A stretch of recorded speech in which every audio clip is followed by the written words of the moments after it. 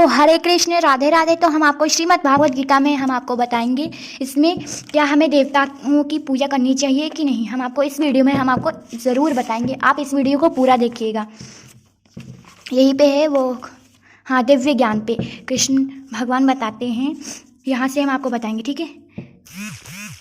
यहाँ से हम आपको बता रहे हैं, ठीक है। इस संसार में मनुष्य सकाम कर्मों में सिद्धि चाहते हैं, फलस्वरूप वे देवताओं की पूजा करते हैं। निसंदेह इस संसार में मनुष्य को सकाम कर्म का फल शीघ्र प्राप्त होता है।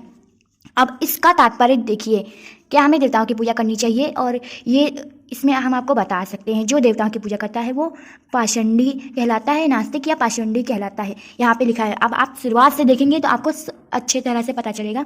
इस वीडियो को पूरा देखना।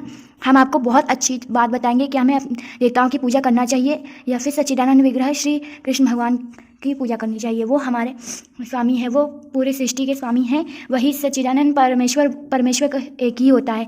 हम आपको इस वीडियो में ज़रूर बताएंगे।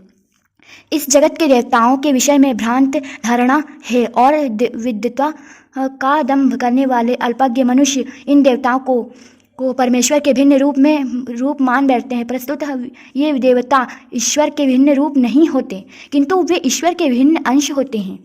अंश मतलब जैसे कि हम भी श्री कृष्ण भगवान का अंश हैं, वैसे वो भी हैं, देवता लोग भी हैं। देवता जो लोग देवता हैं वही जीवात्मा ही होती हैं।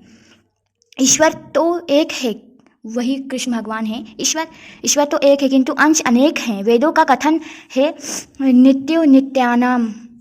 ईश्वर एक है। ईश्वर परम कृष्ण की एकमात्र परमेश्वर है। कृष्ण ही एकमात्र परमेश्वर हैं और सभी देवता को इस भौतिक जगत का प्रबंध करने के लिए शक्तियाँ प्राप्त है। ये देवता जीवात्माएं हैं। नित्यानाम देख लीजिए, ये देवता लोग जीवात्मा ही हैं। उन्हें विभिन्न मात्रा में भौतिक शक्ति प्राप्त है और ये भौतिक शक्ति भगवान श्री कृष्ण ही देते हैं इन लोगों को। वे कभी परमेश्वर, नारायण, विष्णु या कृष्ण के तुल्य नहीं हो सकते। जो व्यक्ति उनको ईश्वर तथा देवताओं को एक स्तर पर सोचता है, मतलब ईश्वर मतलब श्री कृष्ण और देवता लोग एक ही हैं, वो नहीं, ये वो सोचता है तो वह नास्तिक या पाषंडी कहलाता है। यहाँ तक कि ब्रह्मा, शिव जी, बड़े बड़े देवता भी परमेश्वर का समता नहीं कर सकते। वास्तव में ब्रह्मा तथा शिव जैसे देवताओं तथा भगवान, वो शिव जैसे देवताओं द्वारा भगवान की पूजा की जाती है। शिव ये कोई है, यहाँ से पढ़ेंगे। तो भी आश्चर्य की बात यह है कि अनेक मूर्ख लोग मनुष्य के नेताओं की पूजा उन्हें अवतार मान कर करते हैं।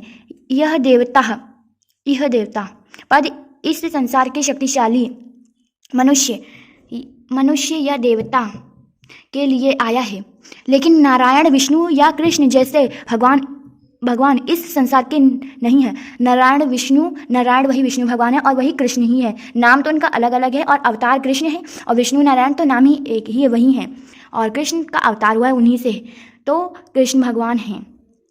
वो देवता जो उन्हें समझता है एक समान, वो पाषंडी कहलाता है। हमने आपको इस वीडियो में बता दिया है पहले से ही। और शंकराचार्य तक मानते हैं कि नारायण या कृष्ण इस भौतिक सृष्टि से परे हैं।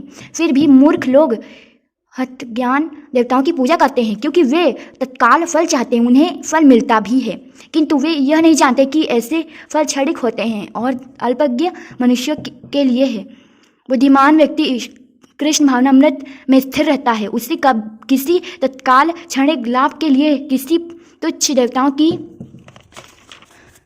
पूजा करने की आवश्यकता नहीं रहती। इससे संसार के देवता तथा उनके पूजक इस संहार के साथ ही विनष्ट हो जाएंगे।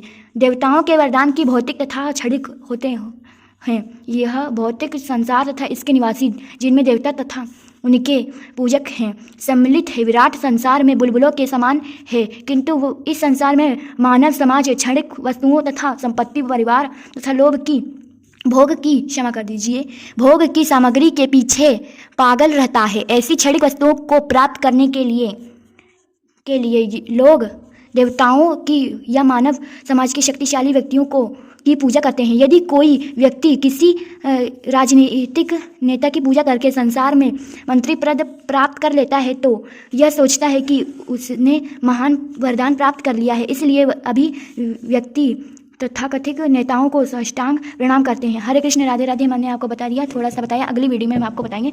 बहुत दिन के बाद हम वीडियो बनाएंगे इसके बाद। हरे कृष्ण, राधे राधे।